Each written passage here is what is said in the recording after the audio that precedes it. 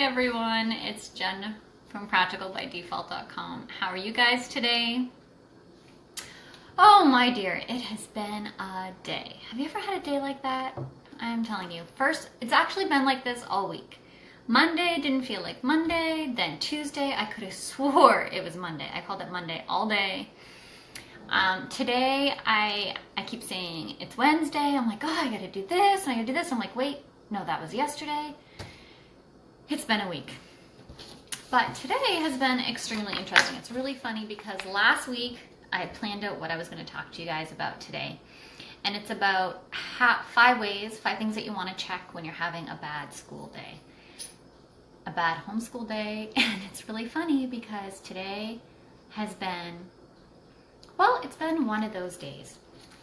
And I strive really hard to always be honest and clear with you guys and always talk about the good, the bad, and the ugly, and the scary, and the crazy of working and homeschooling, because we all experience all of those things. So the first thing I want to say is if you guys are having a bad day, is you are not alone. Everybody has a bad day. Everybody. No matter how long you've been working and homeschooling, every single one of us has a bad day. You might not find those on Pinterest, and you may not find them on Facebook usually, and you may not find them on Instagram and Twitter and wherever else you hang out. You might be reading blog posts and following a certain person, and you may think, man, they always have it together. It's always perfect. Everything goes great for them. No, it doesn't. They just don't talk about it. So I hesitate, though, to always share our bad days because I don't want it to always be negative. I don't want you guys to think that all I ever have is bad days, because that's not true. I have amazing, great days too. We always, we try to share those as well. So it's always about balance. And one thing that we want to realize about balance is that it is not equal. Okay, so you might have, it might seem like you go through cycles where you'll have a lot of bad days in a row, and then you'll have a really good day. And then you have some really good days, and really good days turn into really good weeks. And you might even end up with a whole month of really good days. So cherish the good days, breathe through the bad days.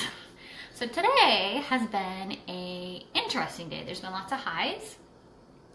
We tried our new Steve Spangler box, which you guys saw me unbox earlier in the week. So we did one of those experiments. It was really funny because we had to blow up a balloon. And I cannot blow up a balloon. Sorry, I presently struggle with blowing up a balloon. So the first thing that we did is we Googled how to blow up a balloon. Do you guys ever do that? Sorry, it's cold here. The fall weather is here. The leaves are falling. It's beautiful, but it's chilly. So hot drinks and hoodies are mandatory when you're home. So, that was a really fun experiment. We went for a walk outside, which was good, but there's a reason for that, and I'll tell you in a minute. And then we had some great conversations, and so yeah. But there was also some bad moments where, attitude showed up, and, there's ways to cope with that. So today I'm going to talk about 5 things that you may not have thought of when you're having a bad day. And so the first one I think is super vital. And that is, number 1 is identify the problem. Is it you or is it them? So I don't know about you, but sometimes the problem of a bad day is me.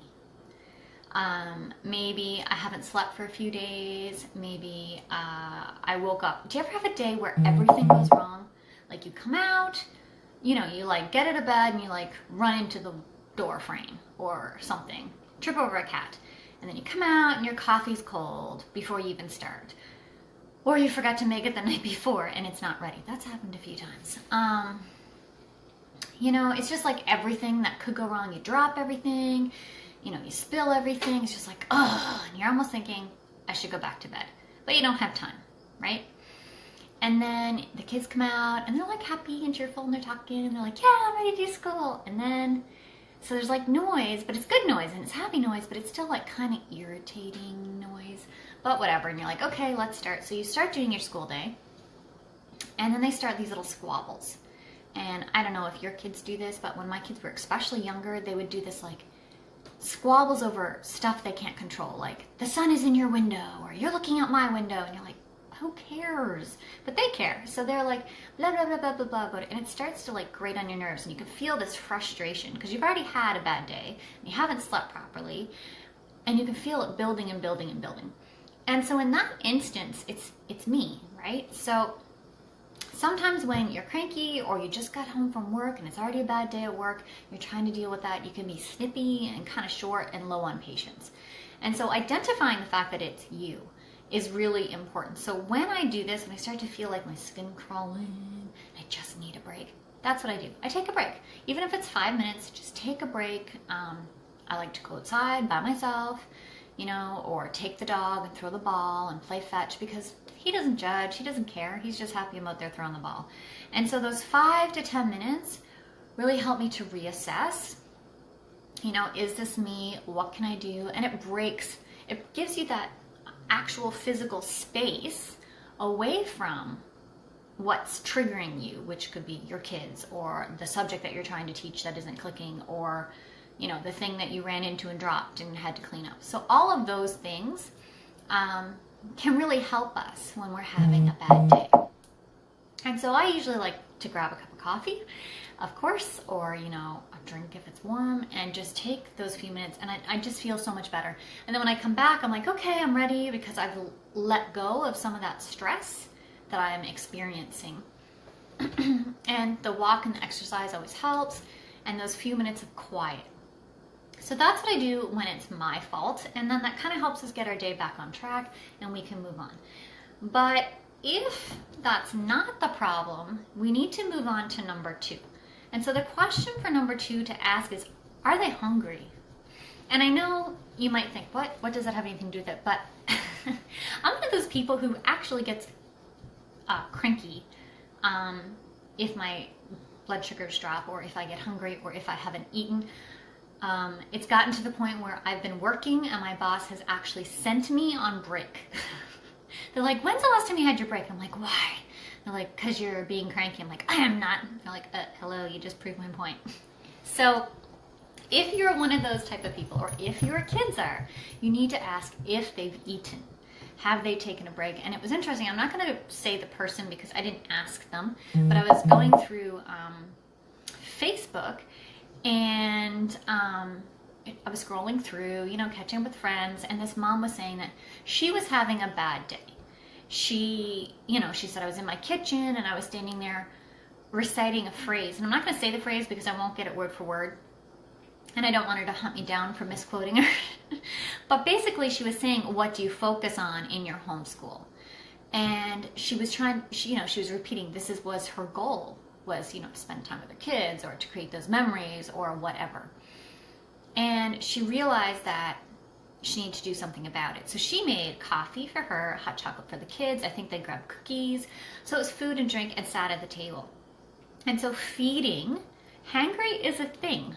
And I know, like, I always laugh and joke when you're looking at those commercials with the chocolate bar, but sometimes it's true. If we can take that break, it's also a mental break from school, or from learning, or from whatever activity, and it gives them something else to focus on. But feeding, it helps, and it doesn't have to be anything fancy. Some people, get all caught up in like, oh, well, I have to have this and that for a break. Grab crackers, grab cheese, grab an apple, grab what you have, and work with that. Don't stress about, it has to be a certain way. So usually if, you've taken those few minutes, it's like 5-10 minutes, taking a break, you've eaten, you've moved on, you can get on with your day. So the third thing that you want to look into, so this is point number 3, is to divide and conquer. So I only have 2 children, but I know many people, they homeschool with lots and lots of kids.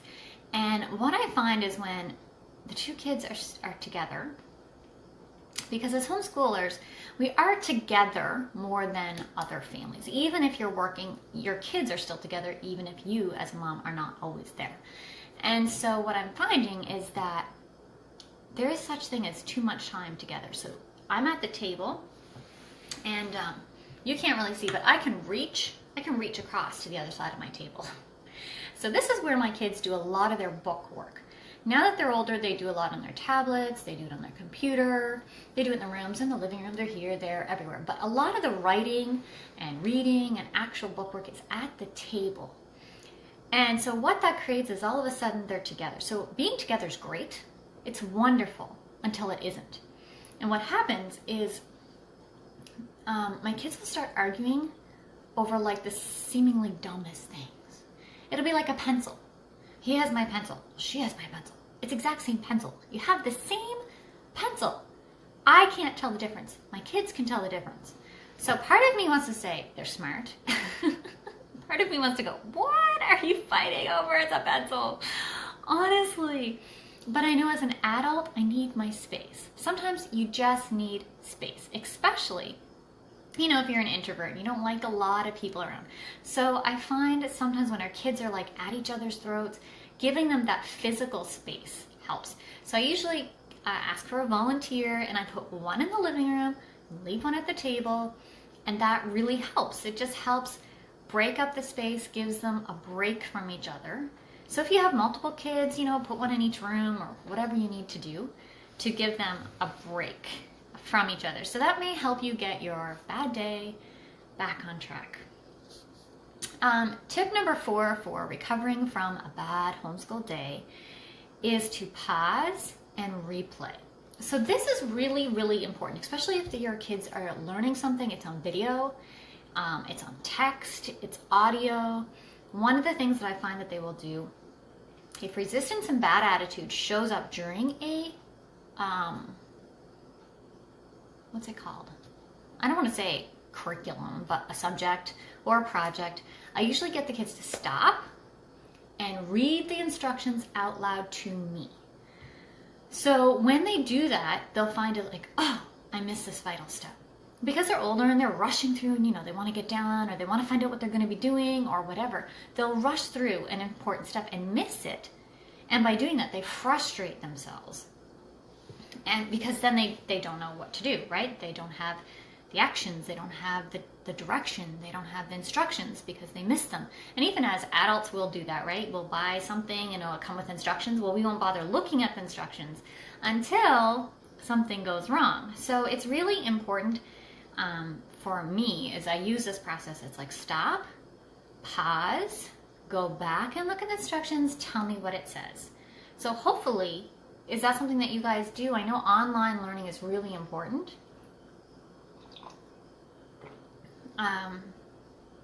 Especially when you're, you know, trying to figure out how things are working and if they're stuck, and you don't want them like going over and over again. Because if they're doing the same thing and they keep getting stuck and they keep getting stuck, you're going to notice that not only will they get frustrated, but they'll start avoiding that subject. And what will happen is every time this subject comes up, say math or science or history, they'll be like, oh, and they'll have instantly bad attitude. So if we find them getting stuck over this, then we want to stop them, pause, and replay. So go back, watch instructions, and then usually once they get that, like, oh yeah, okay, I know what I missed, then they'll move on and everything kind of falls back into place. So number 5 is a last resort, okay? It's like the very last resort. We have done this, oh, let me see, I'm going on my 11th year of homeschooling. I would say we've done this 2 or 3 times tops. I would definitely keep this in your pocket as a last resort. Children are very, very smart. Very, very, very smart. In that, if they find out that if they act up enough, this is going to be the result, they will actually do that. I've had friends that, you know, have called me and they're like, oh, I've had such a bad day. I've had to do this thing. And I call it chuck it and play. And that's when you take your homeschool plans for the day and you say, forget it. Forget it. We're done. And we're going to go do something fun. They're still learning, but they're not learning, you know, what you had scheduled that day. So they might be learning through a walk in the park, and you're going to be talking about nature, and you're going to talk about science, and you're going to be talking about maybe the history of the park that you're walking through. And, you know, you might throw some math stills in there or whatever. But, you know, it's not what's on your schedule. And also, as a working homeschool mom, you are probably very much like me, where you have slots in your schedule that this is when you have time to do school. And so if school or learning isn't happening in there, you have to figure out how to put it in an already stuffed schedule. So this is like, that's why I say hang on to this, because it can really screw up the rest of your week to put it bluntly, but you know, sometimes you just need to do this. And you know, kids are smart. They know when they know what buttons that you didn't even know you had to push to get this result. So you really want to be careful. And you know, I always say we're preparing our kids for real life, but our kids aren't in the real life yet. You know, they're not out in the workforce yet. So there's finding that balance. You know, I want my kids to be prepared. I want them to realize that if they're having a bad day at work, they can't be just like, well, I'm done, and walk off, because, you know, they'll get fired. But at the same time, we need to find that balance of saying, okay, you know what, you're having a bad day, I'm having a bad day, we're sitting here crying, we're sitting here frustrated, we're sitting here angry, we're not learning anything, we've already taken a break, we've already eaten, we've already paused and replayed, I've already separated you from your brother, sister, me. None of these things are working. And when you get to that point, realize that it really is okay to just chuck it for the day and go play. Grab some board games.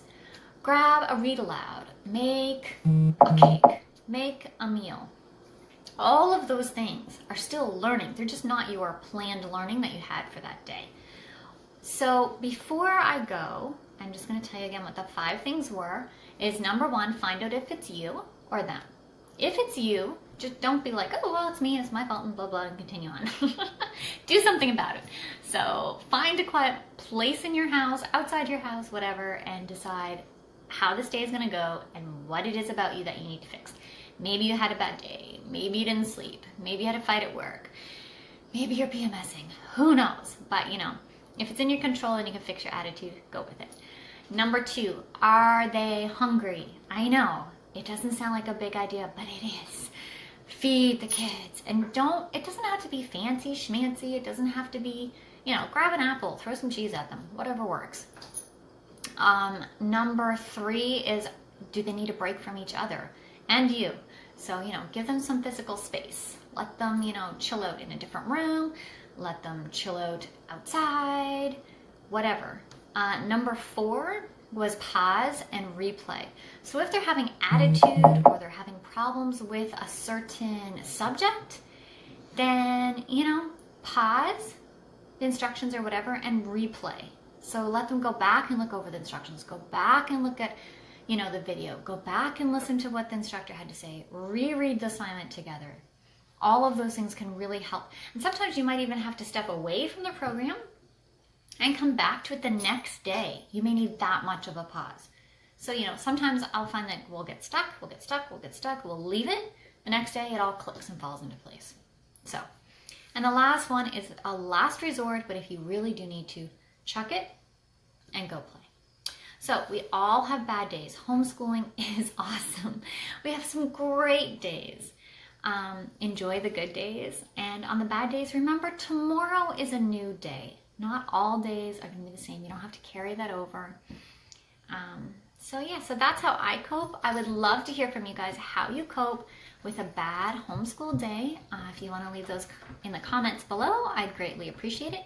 Next week, if everything goes well, we have a brand new idea. I can't wait to try it out and see if it works. Hopefully technology will all click together, but I hope you'll join me next Thursday.